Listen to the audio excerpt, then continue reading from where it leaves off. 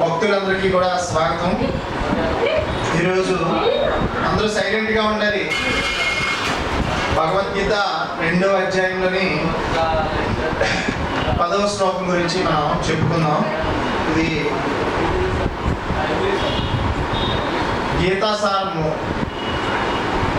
అంటే మొత్తం భగవద్గీతలో 18 అధ్యాయాలని మొత్తం దీన్ని కానీ మనం స్పష్టంగా మొత్తం అంతా తెలుసుకోగలిగితే ఆల్మోస్ట్ మొత్తం భగవద్గీత ఎసెన్స్ అంతా కూడా మనకి అర్థమవుతుంది. మనకి ఆచార్యులు ఎలా పోల్చారు అంటే ఈ ఉపనిషత్తులన్నింటినీ కూడా ఉపనిషత్తుల వేదాల సారం అంతా కూడా మనకి ఎన్ని వేదాలు ఉన్నాయి?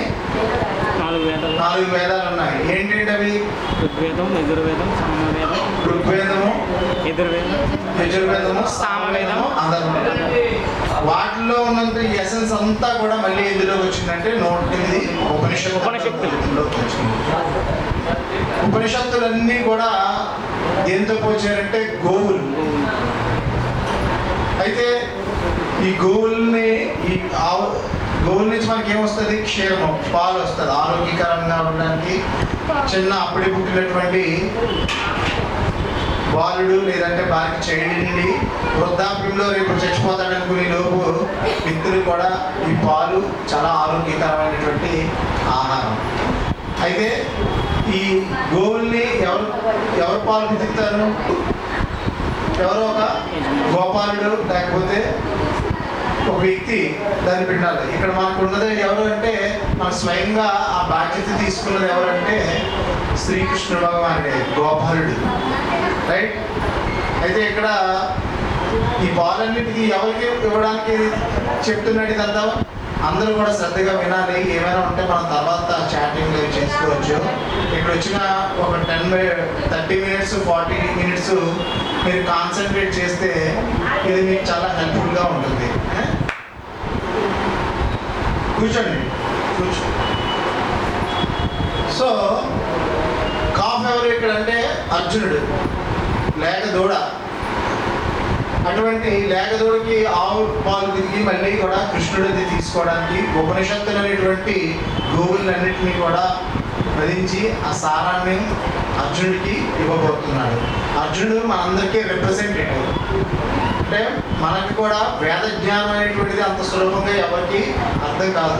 పూర్వకాలంలో బ్రాహ్మణులు ఎంతో తపస్సు చేసి, లేకపోతే ఋషులు ఎంతో తపస్సు చేసి, అంటే వ్యాసుడు ఎంతో కష్టపడి ఎన్నో సంవత్సరాలు అహర్నిశలు కృషి చేయడం వల్ల ఆ వేదాలని అర్థం చేసుకొని 4 వేదాలుగా విభజించడం జరిగింది.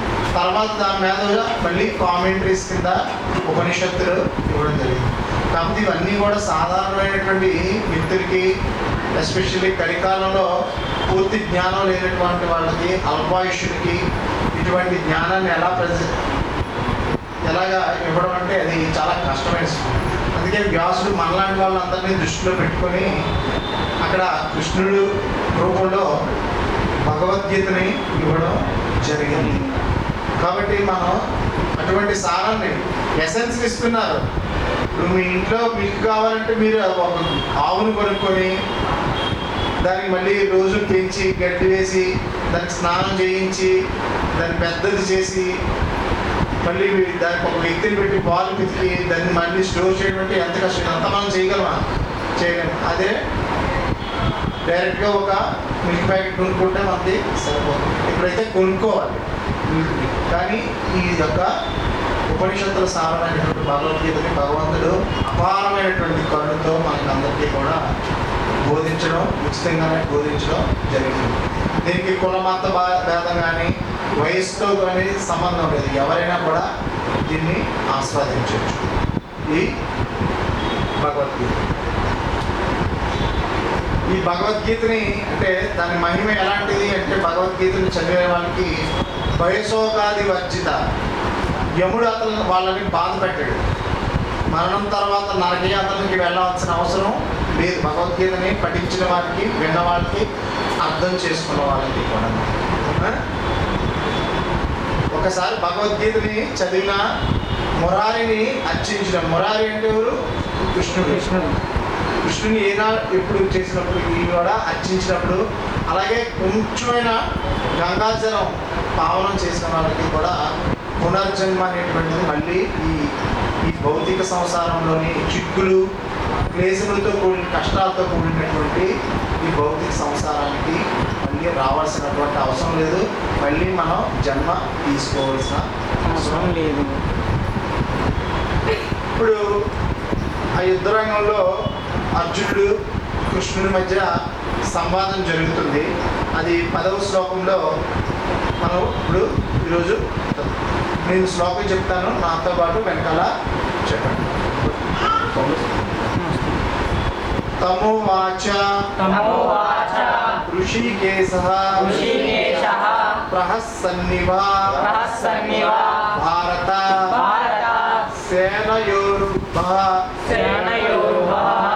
సేనయోర్మధ్యే విషీదంతమిదం వచ. అతనితో అతనితో వాచ వాచ పలికెను ఋషికేశ ఇంద్రియములకు ప్రభువుకు శ్రీకృష్ణుడు ప్రహసన్ నవ్వుచున్న వాని వలె ఇవ వలె భారత ఓ ధృతరాష్ట్ర భరతవంశీయుడా సేనయో ఉభయో ఇరు సేనల యొక్క మధ్య నడుమ క్షీరంతం దుఃఖించుచున్న ఇదం ఈ క్రింది వచ వాక్యములు ఓ భరతవంశీయుడా ఆ సమయమున నవ్వుచు శ్రీకృష్ణుడు ఇరుసేనల నడుమ దుఃఖమగ్నుడైన అర్జునుతో ఇట్లు పలికెను. అంటే సంజయుడు చెప్తున్నాడు, కామెంటరీ అంతా కూడా సంజయుడు ధృతరాష్ట్రునికి చెప్తున్నాడు. ఏమని? అతను భరతవంశస్థుడు ధృతరాష్ట్రుడు, అందుకని భరతవంశీయుడాని సంబోధించాడు. ఆ యుద్ధ సమయంలో ఇరుసేనల మధ్యన దుఃఖంతో ఉన్నాడు. ఎవరు? అర్జునుడు. అటు కౌరవులు ఇటు పాండవులు మధ్యన కృష్ణుడిని తీసుకెళ్ళి ఆ మధ్యలో ఉంచమని చెప్పాడు. కానీ చూసిన తర్వాత చాలా దుఃఖించుచున్నాడు, అంటే చాలా బాధపడుతున్నాడు. అప్పుడు కృష్ణుడు అర్జునుడితో ఇట్లే భాష్యము by His Divine Grace A.C. Bhaktivedanta Swami Srila Bhaktivedanta Prabhupada ki jai.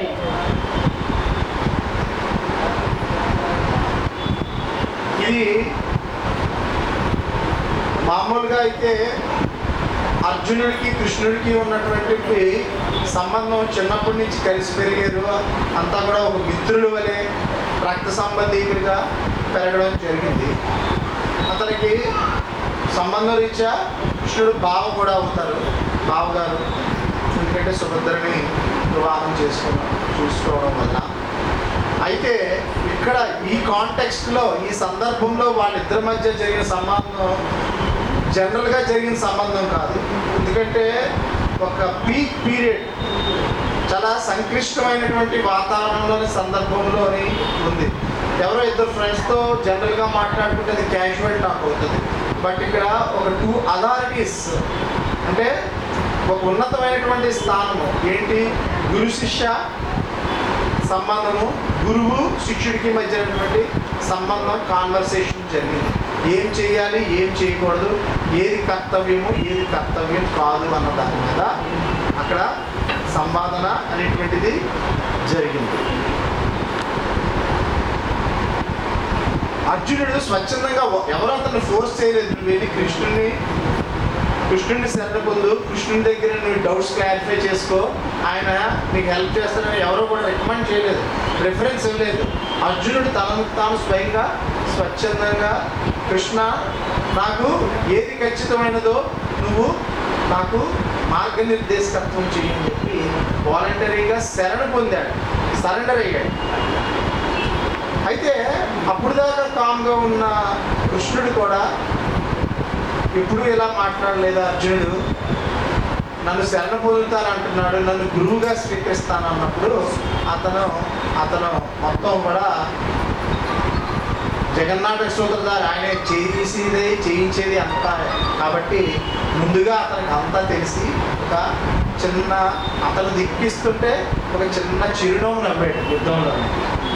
అంతే కదా, ఎవరైనా కూడా చాలా బాగా దుఃఖంలో ఉన్నప్పుడు తిరిగి నువ్వు బాధపడుతున్నావా అని చెప్పి అంతా వాడు ఏడిస్తే ఇంకేమవుతుంది, ఇంకా దుఃఖం ఎక్కువ అవుతుంది. అలా కాకుండా నవ్వించడానికి ట్రై చేశారు. ఫర్ ఎగ్జాంపుల్ క్యాజువల్గా చెప్తున్నాం, ఒక గర్ల్ ఫ్రెండ్ అలిగింది బాగా, అలాంటప్పుడు బాయ్ ఫ్రెండ్ ఏం చేసి నువ్వు అలిగావు అయితే నేను అడుగుతానంటే ఏం చేస్తారు, అయితే నువ్వు నీ ఇంటికి వెళ్ళిపో, నేను నా ఇంటికి. బట్ ఏదో జోక్ చేసి నువ్వు దుఃఖంలో కూడా చాలా అందంగా ఉన్నావనో, లేకపోతే మొత్తం అందం అంతా కూడా పాడైపోతుంది, నువ్వు ఇలా ఏడవని జోక్ చేశాడు అనుకో, మళ్ళీ నార్మల్ స్టేజ్కి రావడం జరుగుతుంది. సేమ్ అలాగే ఇక్కడ అర్జునుడు కూడా అంత దుఃఖాన్ని అనుభవిస్తున్నప్పుడు కృష్ణుడు ఒక చిరునవ్వు నవ్వడం జరిగింది.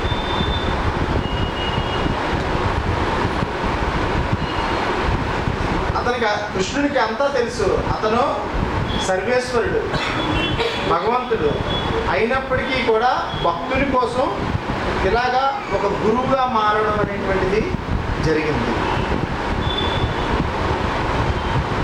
కృష్ణుడికి ప్రపంచంలో అతను అనుభవించవలసింది కానీ అతను ఎవరి దగ్గర నుండి సేవ తీసుకోవాల్సిన అవసరము ప్రత్యేకంగా లేదు.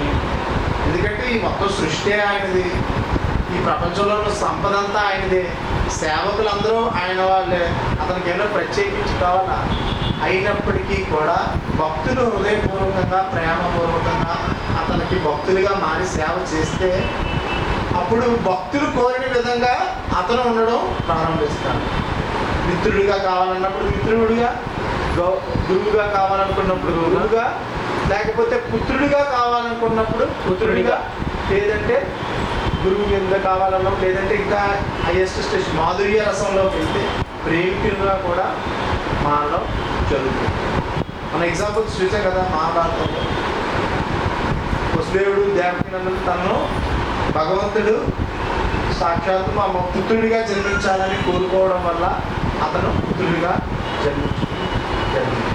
అలాగే అర్జునుడు శిష్యుడిగా నేను నీ శిష్యుడిగా మారుతాను, నువ్వు గురువుగా ఉండు అని అర్థించడం వల్ల గురువుగా మారడం జరిగింది.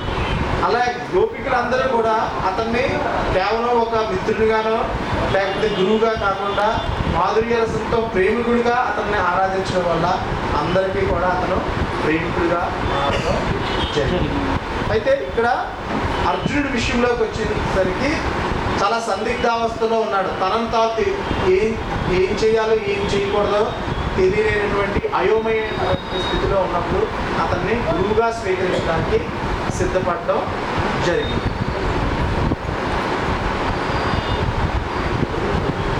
ఇది భగవద్గీత అనేటువంటిది కేవలం ఒక వ్యక్తికో ఒక గ్రూప్కో లేదా ఒక కులానికో ఒక మతానికో సంబంధించినటువంటి కాన్వర్సేషన్ కాదు. ఇంత మధ్యలో ఇక్కడ address to each and every human being, మానవులకు అందరికీ కూడా ఇది ఉపయోగపడేటువంటి శ్రేయస్కరమైనటువంటి science of all sciences Bhagavad Gita.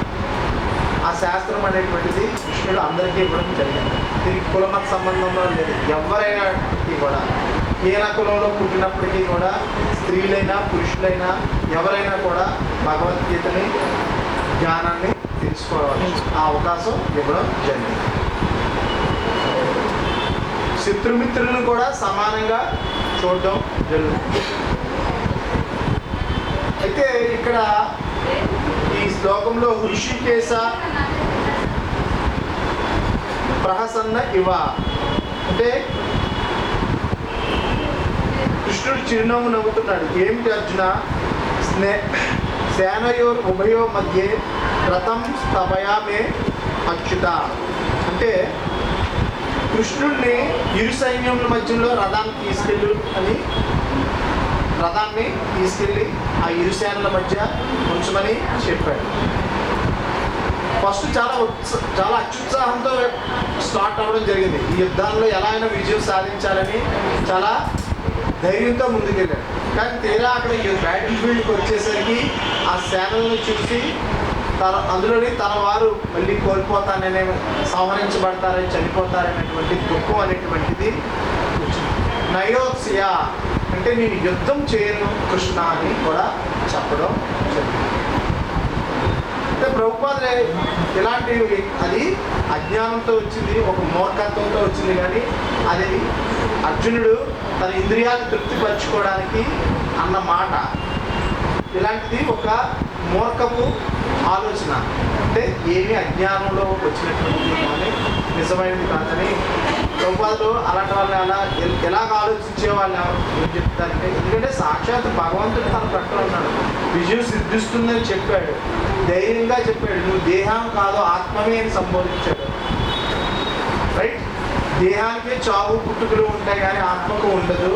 నీ కర్తవ్యం ప్రకారం నువ్వు యుద్ధం చేయాలని చెప్పినప్పటికీ యుద్ధం చెప్పి యుద్ధంలో రెండు సైన్యాల మధ్య తీసుకొచ్చి అంత ధైర్యంగా పెడితే నేను ఇప్పుడు యుద్ధం చేయను అని అర్జునుడు పలకడం అనేటువంటిది ఒక ర్యాస్కెల్ నంబర్ ప్రభుపాదులు గమనించడం జరిగింది. అంటే దీన్ని బట్టి చూసారా, మాయ అనేటువంటిది ఇవన్నీ ఎందుకు వస్తున్నాయి?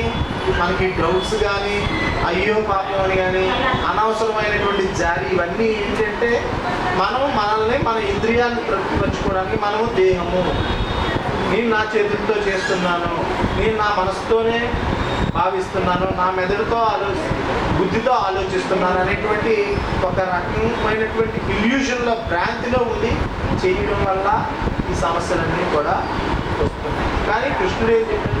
నువ్వు దేహాన్ని కాదు, నీవు ఆత్మని స్పష్టంగా చెప్పడం జరిగింది.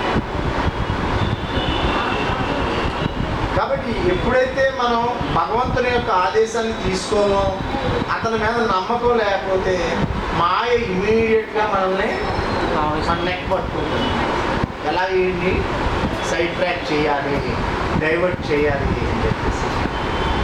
అయితే అది కృష్ణుడు కేవలం జీవులనే అది బాధిస్తుంది. కానీ కృష్ణుడు మాయాకి అతీతుడు, ఋషికేశుడు, ఇంద్రియాలని స్వామి, ఇంద్రియాలన్నింటికీ స్వామి, కంట్రోలర్, సుప్రీం కంట్రోలర్. అతను చాలా స్ట్రాంగ్గా ఉంటాడు. ప్రతి చిన్న విషయానికి ఒకవేళ నిజంగా కూడా మనస్సు చలనం చెందాల్సి వచ్చినటువంటి పరిస్థితి చేయలేదు ఇప్పుడు దాకా. ఓకే, సో నిజంగా చలనం వచ్చినటువంటి పరిస్థితి వచ్చినప్పటికీ కూడా శ్రీకృష్ణుడు ఎప్పుడు చలించడు. ఎందుకంటే అతని ఇంద్రియాల మీద కంప్లీట్ కంట్రోల్ ఉంది, మనస్సు మీద కూడా కంట్రోల్ ఉంది. రైట్? అంటే మరణం సంభవిస్తే అది ప్రకృతి చేసినటువంటి పని అని నిశ్చలంగా ఉంటాడు. అతను దుఃఖిస్తున్నాడు అర్జునుడు, అయినా కూడా చిరునవ్వు నవ్వాడు. ఎందుకు అంటే అది ఇంద్రియాల వల్ల వచ్చినటువంటి వీక్నెస్, కానీ అది నిజమైనది కాదు అని కృష్ణునికి తెలుసు. అందుకే అతను మారలేదు. నారద పంచరాత్రంలో నారదుడు ఏమంటే ఋషికేశ సేవనం భక్తి రుచ్యతే.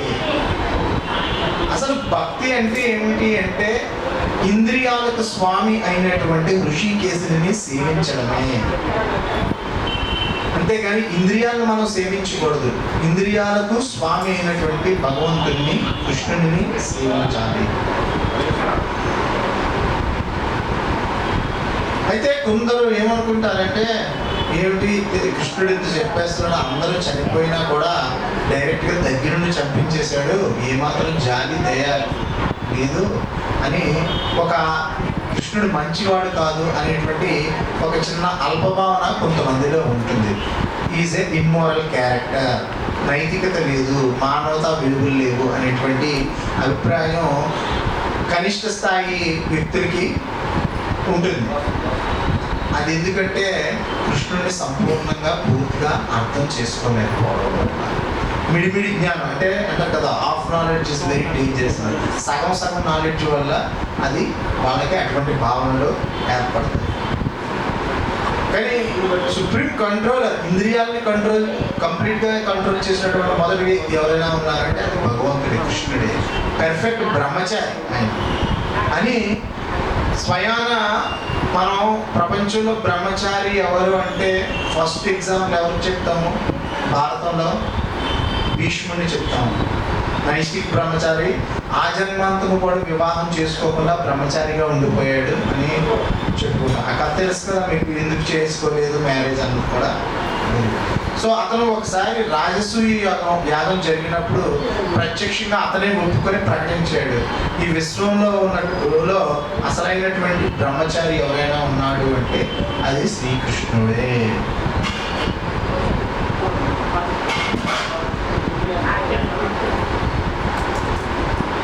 అంటే అది మనం కొంచెం దాని గురించి తెలుసుకుందాం అనుకున్నప్పుడు, భీష్ముడే ఎవరు అంటే తెలుసు కదా, శంతన మహారాజు యొక్క కుమారుడు. అయితే అది ఇంకా కథ పూర్తిగా అయితే చాలా టైం పడుతుంది, అయినా క్లుప్తంగా చెప్తాను. అతని తల్లి ఎవరు అంటే గంగాదేవి, రైట్? అయితే దాని పూర్వం ఒక శాపం వల్ల గంగాదేవి భూమి మీద ఒక రాణిగా జన్మించడం జరిగింది. గంగాదేవిని ఈ సంతనుడు అనేటువంటి సంతనుడు అంటే భీష్ముని యొక్క తండ్రి వివాహం చేసుకోవాలని వెళ్ళి గంగాదేవిని నన్ను వివాహం చేసుకోని ఆవిడ యొక్క సౌందర్యాన్ని రూపలత్వాన్ని చూసి మోహానికి గురయ్యి తనని నా భర్తగా చేసుకోమని ప్రార్థిస్తారు. ఎవరు? శంతన మహారాజు, రైట్? అయితే గంగాదేవి ఒక కండిషన్ పెడతారు, నేను వివాహం చేసుకుంటాను, కానీ మనకి జన్మించినటువంటి పుత్రుల్ని ఏం చేసినా కూడా నువ్వు నన్ను అడగడానికి వీలు లేదు. నేను కావాలంటే వాళ్ళని నదిలో వదిలివేస్తాను, దానికి కూడా నువ్వు ప్రశ్నించకూడదు అంటే ఎంతో సౌందర్యానికి కామానికి లోనై ఉన్నాడు శంతన మహారాజు. సరే నేను ఆ కండిషన్కి ఒప్పేసుకున్నాను. చాలా కాలం వాళ్ళిద్దరూ కూడా దాంపత్య జీవితాన్ని చేశారు, పిల్లలు పుట్టడం ప్రారంభించారు. అయితే గంగాదేవి ఏం చేసిందంటే ఒక్కొక్క పుట్టిన ప్రతి కొడుకుని తీసుకెళ్ళి నదిలో విడిచిపెట్టేయడం జరిగింది. అలాగా ఎంతమంది 7 పుత్రులు జన్మించారు. 7 పుత్రుల్ని కూడా అలాగే పెట్టేశారు. ఈసారి 9వ పుత్రుడు పుట్టడం జరిగింది. అతన్ని కూడా తీసుకెళ్ళి గంగాదేవి ఈసారి నదిలో వదిలిపెట్టింది. అప్పుడు శంతనుడికి నిజంగానే కోపం వచ్చింది. అంటే అంతకుముందు చెప్తుంది గంగాదేవి, నేను మనకు జన్మించినటువంటి పుత్రులు